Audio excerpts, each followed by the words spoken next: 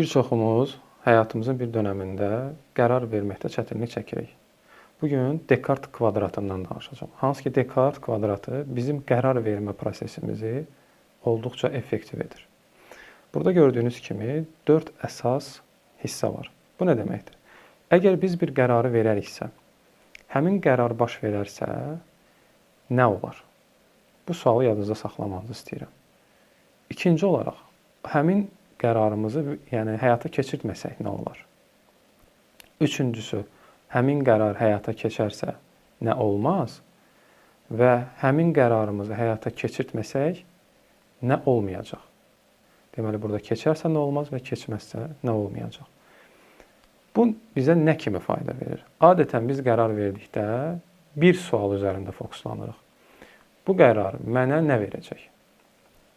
Və bu bizim bəzən həqiqətləri fərqli pəncərələrdən görməyimizə mane olur. Ancaq Dekart kvadratı ilə biz 4 fərqli aspektdən öz qərarımızı təhlil etmiş oluruq. Və bu bizə fərqli baxış bucaqlar verir.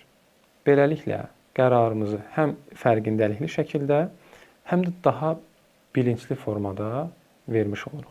Əgər siz də qərar verməkdə çətinlik çəkirsinizsə, Dekart kvadratı sizin üçün effektiv alətlərdən biri ola bilər.